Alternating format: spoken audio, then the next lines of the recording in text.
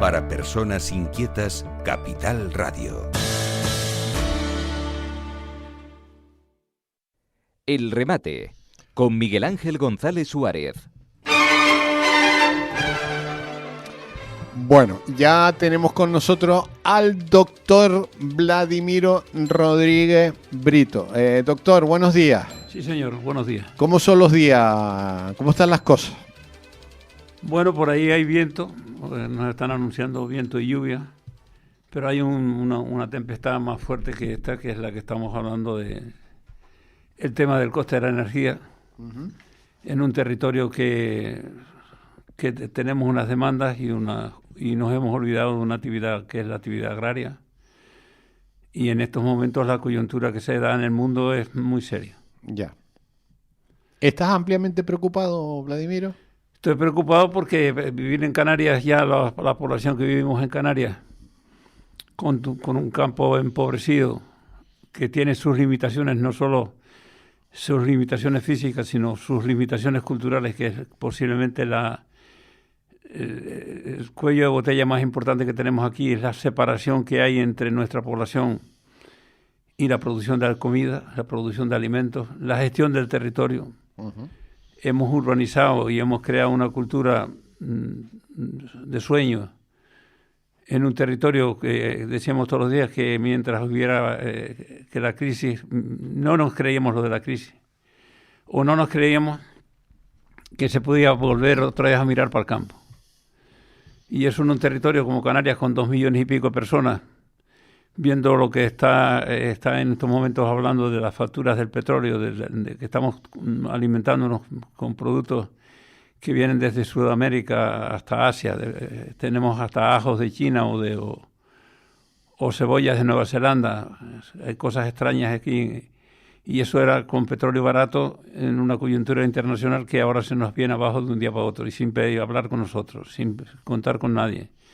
Pensemos que estábamos cultivando lo que se plantea como ideal para cultivar por habitante, porque en Canarias estamos cultivando una miseria de superficie por habitante. En un corto periodo de tiempo hemos pasado de cultivar cerca de 1 hectárea a cultivar 200 metros en estos momentos. Eso significa que la coyuntura internacional de los alimentos, con el tema del transporte y con el tema de la disputa económico-política entre energía, alimentos, agricultores, cultivadores o no cultivadores, población urbana y demandas urbanas de cada día, pues eso nos pone un muro muy serio. Y un muro muy serio, por eso yo creo que el gobierno de Canarias o quien esté al frente de responsabilidades políticas en Canarias tiene que hablar con urgencia de qué hacer con el medio rural, qué hacer para incorporar jóvenes y qué hacer para recuperar lo que se pueda recuperar del medio rural, porque es ridículo que estemos cultivando unos 200 metros por habitante. Ya. Al menos podríamos, tal vez, mejor en unas condiciones mínimas, debíamos estar cultivando más de al menos 1.000 metros. No hablemos ya de hectáreas por habitante, como serían o son situaciones ideales en muchos sitios del mundo. Pensemos que, por ejemplo, en cereales nosotros no nos podemos autoabastecer, pero sí nos podemos autoabastecer en un montón de cosas, de frutas, de hortalizas, de alimentos próximos a la población y próximos a nuestro territorio. Y eso está abandonado también. La actitud de los colegios y de la universidad está desvinculada del mundo rural. Eso nos tiene que preocupar, porque no se improvisa un agricultor, no se improvisa un pastor, no se improvisa un ganadero. Podemos hablar de medio ambiente solo pensando en hidroaviones y no en que haya pastores, que haya gestión, que haya recogida de pinocha, limpieza de los montes, con una actividad agraria complementaria de esa actividad agroambiental. ¿Hemos estado hablando suficientemente de esto? ¿Estamos tratando este tema suficientemente? Pues parece que no. Por eso yo aprovecho este hueco que me da esta radio para plantear algo que he defendido toda la vida, pero que ahora mismo no me alegra que eso esté pasando, porque me preocupa enormemente ver que lo que estamos haciendo y lo que se está haciendo en la vida política está muy alejado de esta situación en la que estamos viviendo, en la que se nos ha metido estos días con esta guerra, pero que no es un tema coyuntural, es un tema que se veía venir, que podía pasar en cualquier momento. Bueno, vamos a hacer un paréntesis porque tenemos cubriendo una rueda de prensa, concretamente a nuestro compañero Adrián González, abajo concretamente en el Museo de Santa Cruz de Tenerife, donde se está presentando el presupuesto para este año del Ayuntamiento de Santa Cruz. Adrián, buenos días. ¿Qué tal? Buenos días. Sí, nos encontramos aquí en el MUNA, donde ha sido la rueda de prensa de los presupuestos del Ayuntamiento de Santa Cruz de Tenerife, ¿no? Nos encontramos con 381 millones de golpe, o sea, como noticia base, ¿no? Ha conseguido, pues, estos presupuestos un 4,6% de respecto a 2025 y, bueno, récord histórico según el Ayuntamiento, y pues ya ha puesto que para el próximo año incluso pues va a poder conseguir batir otra vez este récord, ¿no? Aparentemente bien los datos, ¿no? Bueno, pues o sea que un 4,5% más que el año anterior va a ser el presupuesto del Ayuntamiento de Santa Cruz, ¿no? Correcto. Sí. ¿Alguna obra importante que se vaya a hacer en la ciudad? Como en cuanto a obras importantes no tenemos nada que destacar, podemos decir el Teatro Guimerá y algunas zonas que se van a poder pues reasfaltar de nuevo, ¿no? Y mejorar pues las condiciones para todo el mundo. Y como gran inversión que va a hacer el ayuntamiento es todo el tema de renovación de vehículos para lo que es las guaguas, ¿no? O sea, se va pues a renovar toda la flota de guaguas toda la flota de guaguas, efectivamente, con unos 25 millones de euros. 20 millones para lo que son guaguas de carácter pues nuevas, o todo lo que implica pues estas guaguas sostenibles con sus cargadores, etcétera, y 5 millones pues para cargar todos estos vehículos, ¿no? ¿El alcalde está por ahí o ya se han ido todos? El alcalde ya parece ser que tenía pues otra cosilla por ahí y ya no está por ahí. Ya ha salido. Bueno, pues nada, la noticia es que se aumenta el presupuesto de Santa Cruz de Tenerife en un 4,5% para este año, ¿no? Eso es. Bueno, pues Adrián, gracias por tu trabajo, buen trabajo. Bueno, un saludo. Vladimiro, seguimos con el tema nuestro que es serio, muy serio. Muy serio. Que bueno, a partir de ahora todo se va, ya estaba todo encarecido, ahora se va a encarecer mucho más. Hombre, el tema de la energía, es un tema muy serio. Si bien todos los días hablamos de energías alternativas, indudablemente que las energías alternativas nos están dando un suspiro importante. Pensemos tanto en la energía solar como la eólica, todo lo que se puede hacer de tema energético. Pensemos, por ejemplo, en la producción de agua o en actividades incluso agrarias, del tema de energías alternativas, en la conservación de alimentos y demás. Pero claro, la población del mundo en estos momentos, viendo un poco cómo están los temas de la energía más importantes, como es la del petróleo, que por ahora no hay alternativas a toda esa energía, porque incluso los países productores de petróleo, como es el caso de Arabia Saudita y otros, están pasando a producir, a capitalizar energías alternativas, pero esas energías alternativas, ante las enormes demandas de energía que tenemos, por ejemplo, el caso de lo que estamos produciendo con petróleo, y ver con las guerras que hay ahora mismo, o lo que pasa en el Estrecho de Hormuz o en otra serie de puntos relacionados con la energía, pues es un tema muy serio, y sobre todo porque tenemos que mirar para casa, para adentro, para ver la menor dependencia de ese sistema energético. Estamos enormemente hipotecados con una dependencia del petróleo. Bueno, tenemos una llamada. Buenos días. Aló, buenos días, ¿me escucha? Sí, le escucho perfectamente. Una pregunta para el invitado. Con el conflicto que existe actualmente entre Irán y Estados Unidos, ¿existe la posibilidad de que Canarias se quede sin suministro de gas butano? Eso es todo. Gracias, muy amable. Buenos días. Muy amable. A ver, Vladimiro. Hombre, eso hoy quiero no pensar en que eso ocurra. Es decir, hoy pensemos la dependencia que tenemos, por ejemplo, del gas butano. Volver a cocinar con leña y con carbón no eso sería una emergencia, y una emergencia muy difícil de resolver en Canarias, por ejemplo. Pero todo el tema es que sí podemos tener una menor dependencia en una serie de temas que son básicos. Por ejemplo, en el tema de desalación de agua, energías alternativas nos podrían ayudar a resolverlo. Entonces quiere decir que hemos descapitalizado o ignorado o olvidado parte de una menor dependencia del petróleo, como una menor dependencia, por ejemplo, de las 130 o 140 mil hectáreas que se considera que hay en Canarias de suelo cultivable, que estemos cultivando la tercera parte, sí es un tema de irresponsabilidad política nuestro, que debíamos tener hoy engrasado o poniendo en marcha que eso esté.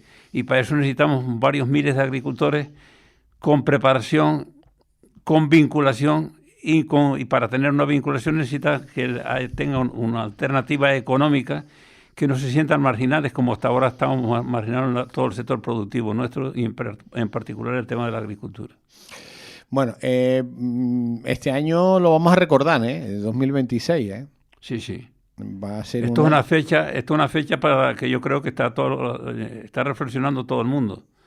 Es decir, más allá de la coyuntura bélica, de si los portaaviones se retiran o el nivel tecnológico de la guerra, está el tema de que para vivir los miles de millones de personas que vivimos en el planeta debemos ser bastante más humildes, más sencillos y mirar más los aspectos ambientales, los aspectos sociales y vincular unos con otros. No podemos seguir pensando en que hay un medio tecnológico que resuelve todo, o como estamos en muchos casos planteando. Bueno, Vladimiro, tenía aquí una noticia que quería comentar contigo, porque tú fuiste consejero del Cabildo, fuiste consejero del Parque Nacional del Teide, igual que lo fui yo también, de las dos cosas, el Cabildo y el consejero. Y claro, el caos que se está produciendo en el Parque Nacional del Teide con las visitas ha hecho que el Cabildo tome una medida que es licitar 3,5 millones de euros para contratar 11 seguritas para el Parque Nacional. Bueno, eso es un tema muy delicado. Pero muy delicado. Muy delicado. Muy delicado. Porque claro, asociar el tema de la seguridad a los seguritas. A los seguritas, cosas que posiblemente esa actividad hay que realizarla y posiblemente no haya otra coyuntura. Ya, pero habrá que sacar unas oposiciones. Hay que tratar ese tema con mucho cuidado, porque igual que cuando se está hablando de lo que se recauda, esos temas hay que explicarlos muy bien, porque de ahí a que nos digan que estamos privatizando y que estamos mercantilizando la naturaleza, pues es un tema que hay que tratarlo con mucho cuidado. Antes estaba oyendo el tema de la Cruz del Carmen con Anaga, con los vecinos de Anaga quejándose.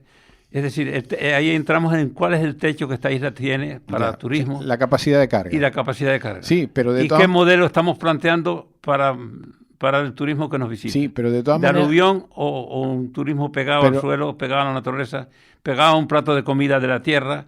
En fin, pero nosotros pegado a nuestro medio. Vladimiro, el Parque Nacional tiene un organismo, un rector, que es el Patronato del Parque Nacional, que la componen además muchísimas administraciones y entes sociales y políticos de la isla de Tenerife.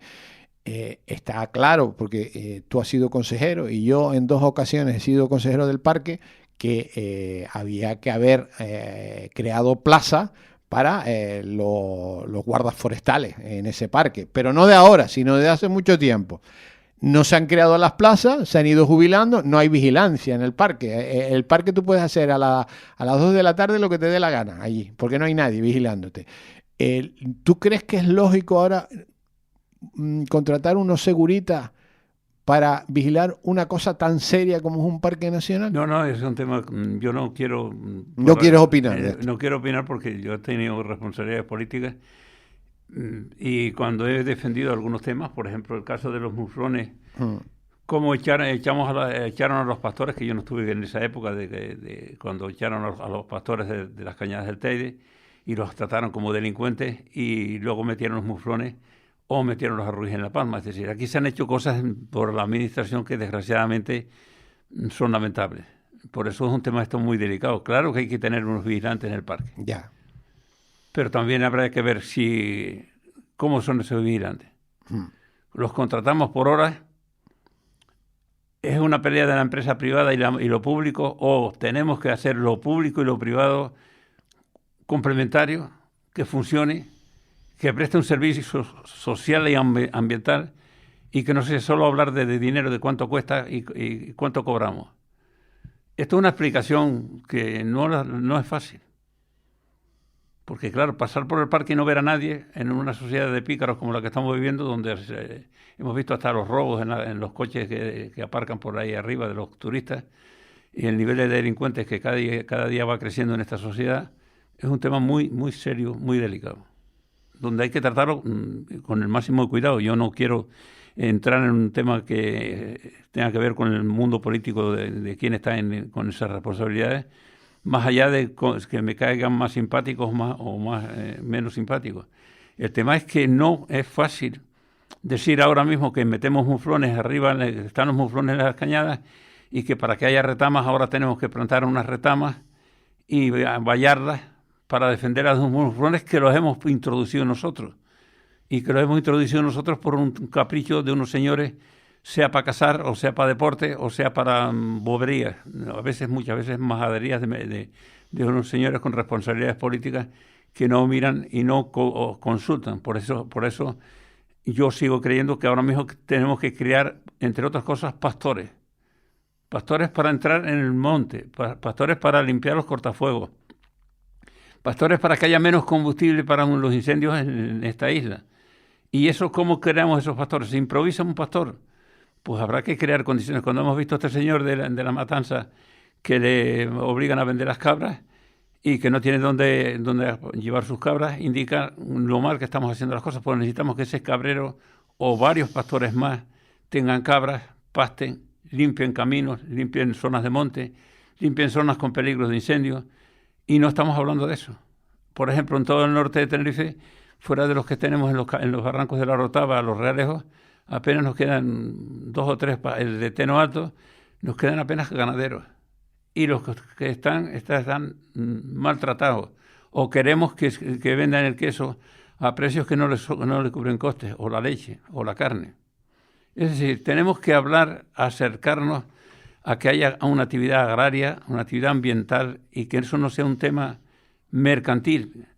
Claro que hay que hablar de dinero, pero tiene que ser un mercantil y social y ambiental. Bueno, ¿por qué no hay pastores en la isla de Tenerife y sí hay en Gran Canaria, Vladimiro? Pues el que hay en Gran Canaria, hubo una serie de pastores que se hicieron rebeldes a la administración, porque hemos declarado espacios protegidos, y a unos señores desde una cultura urbana establecen un supuesto protección donde, entre otras cosas, prohibimos el pastoreo. Los mismos que han traído los arruís a La Palma o los muflones a Tenerife son los mismos que persiguieron a los pastores. Claro que las cabras entraban en las cañadas en junio y estaban de junio hasta que lloviera. Las cabras eran cariñosas con la vegetación, más cariñosas que los muflones. Yo creo que no. Pero y es que las cabras llevan más de 2000 años aquí, y esas cabras llevan 2000 años aquí y han convivido con la naturaleza. Por lo tanto, había que buscar maneras de puentes que tengan que ver con cómo funcionaban nuestros pastores en nuestros montes, y conseguir que esos pastores se sintieran útiles, bien tratados, respetados, y que no los tratáramos como depredadores. Pero ¿está prohibido entonces llevar cabras? Claro. Está prohibido. Aquí los echaron a tiro. Sí. Aquí hubo una época, cuando se trajeron los muflones, en la época de Ceballos y de Ortuño, que se planteó una casa mayor arriba, con un sentido elitista. Los muflones se trajeron para tener una casa mayor como en Andalucía, o para los muflones en La Palma, y a los pastores los echaron como delincuentes. Eso no es manera de tratar un tema tan serio como este. Necesitamos que haya pastores, y haya pastores que sean respetables, y que sean colaboradores del medio ambiente, y el medio ambiente con los pastores.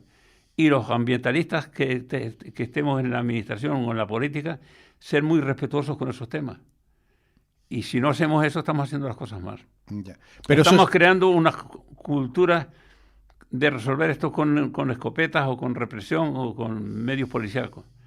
Esto no se puede resolver así. Hay que conseguir que haya pastores, que haya agricultores, que se sientan dignificados económica y social y ambientalmente. Que los técnicos de medio ambiente no sean unos policías de los pastores y de los agricultores, sean colaboradores. Uh-huh. Y si no hacemos eso, que las cosas se nos ponen difíciles. Ya, pero está prohibido ir con las cabras al monte. Claro. Prohibido no, es que no pueden entrar. No pueden En entrar. Tenerife no. ¿Y en Gran Canaria? En Tenerife había un amago, este año han tenido un amago entre Piedra de los Pastores y el Pino Llorón, en el caso de Ico el Alto, en Los Relejos, y allá en la montañeta que había un pastor ahí que ha soltado unas cabras, y en eso los de Medio Ambiente del Cabildo han colaborado. Pero eso ha sido un caso excepcional. Eso no tiene que ser un caso excepcional. Tenemos ¿Y por qué se puede hacer en Gran Canaria eso? Porque en Gran Canaria hubo unos pastores rebeldes de los caideros de Gáldar que se negaron, cuando les echaron del monte, se negaron a abandonar y se hicieron frente incluso a las multas y demás. Y hubo una clase media o una burguesía o una cultura con el queso lo revalorizaron, y el queso era un bien valorado, el queso de Gran Canaria, o el queso de las medianas de Gran Canaria, en una época que estaban perseguidos los pastores. En Gran Canaria tuvieron una fabricación de queso con un prestigio social del queso, y ciertos políticos que tenían que ver con todo eso fueron más tolerantes con los pastores, pero que los pastores los hemos tratado mal, desgraciadamente mal. Que nosotros vayamos ahora mismo a Garafía en La Palma, que es el municipio que debió tener más vacas de Canarias, y veamos cómo está, y veamos que todavía las dificultades que hay para construir una cuadra, para tener unas instalaciones mínimas, o un pastor que tenga unas cabras, les pedimos que tenga unas instalaciones casi de un baño para poder, un baño con unas instalaciones para los purines, de un nivel de exigencias que prácticamente eso no está al alcance del bolsillo de un pastor, y que la administración participe en eso, en una represión, no en una colaboración con el pastor, con el agricultor, indica que hay cosas que estamos haciendo mal en la vida política. Uh-huh. Bueno, pues, pero nadie está hablando de esto. No. Y nadie se está preocupando de esto. No. Y ojo, es que este año ha llovido, y va a seguir lloviendo, por cierto, porque hay una borrasca que ya tenemos encima, o sea que va a seguir lloviendo. No, y el verano va a ser duro porque hay que ver la hierba que hay. Claro, la cantidad. Y apenas tenemos ganadería, y la ganadería que tenemos ahora mismo, una parte está trayendo paja y forraje de fuera, porque apenas nos quedan ya quien cuide, quien mantenga, que nos quedan unas personas mayores con la vaca del país, cosa que ha sido de las cosas positivas que se han hecho, o en La Palma también, pero en manos de personas mayores en mayor parte de los casos. Y luego nos vamos a la romería y nos vestimos de mago. No, es que hay que mirar el pastor, el agricultor, el campesino con el máximo respeto, con el máximo cuidado y con el máximo cariño. Esto no se resuelve con multas solo, ni con limitaciones de vigilantes. Bueno, y tenemos 1/3 menos de vino que el año pasado. Bueno, ahí ya no es un tema. Ya el año pasado hubo un invierno cálido, la viña brotó en el mes de noviembre, y la viña cuando llegó marzo y la podaron, o la podamos, se encontraba ya con que la viña estaba muy mal porque no se había mojado el suelo bien, y porque no había habido el frío suficiente que necesita la viña. Este año sí hemos tenido ese frío, y la lluvia, por lo menos en la cara norte de las islas, están mojadas. Hay zonas por el sur que no están bien, con las lluvias solo no tienen la viña suficiente energía para brotar bien. Bueno, pues tenemos 1/3 menos de vino. Claro, pero el otro aspecto es cuántos campesinos nos quedan. Ya. ¿Y qué edad tienen? ¿Y qué ilusiones tienen? ¿Y qué ilusiones estamos sembrando? Que yo creo que es otro tema de los que tenemos que hablar. Cómo entrar no solo en los colegios, entrar en la vida universitaria y en la vida intelectual con una cultura de respeto, de cariño al medio ambiente y al trabajo en el campo y a los campesinos. Doctor, Sí. Hay tela que cortar, ¿eh? Sí, señor. Hay tela que próximamente, Ahora, porque esto se está liando cada vez más, ¿eh? Lo del estrecho de Hormuz debe hacernos reflexionar también, a ver si eso da lugar a una reflexión para ver la vida de otra manera de cómo la hemos estado viendo hasta ahora, con el tema de energías baratas y energías alegres, para hacer rallies y fiestas. Hay que hablar de esto más seriamente. Doctor, hasta la semana que viene. Un abrazo muy fuerte. Queridos oyentes, yo me voy. Mañana ya saben que a las 7:30 los quiero a todos como una puncha. Cuando estén afeitándose, o estén en la cola del coche, o estén desayunando, o estén en casa bañándose o duchándose, sintonizan la 10 Capital Radio en frecuencia modulada en todo el archipiélago canario. Quien sea un poquito más tecnológico, lo pone en el móvil como yo hago por las mañanas, busco la 10, Capital Radio, la 10 lo busco, aparece rápidamente, le doy al play y escucho las primeras noticias por la mañana. Yo estoy a las 7:30, pero mis compañeros de Madrid están desde las 6 de la mañana con información pura y dura. Mañana más. Ahora les dejo con mi compañero Pepe Rodríguez, que es el director de Capital Radio en Gran Canaria, que sigue con la información de Canarias. Y no se vayan de la sintonía porque después viene Paula Romero. El remate con Miguel Ángel González Suárez. Capital Radio.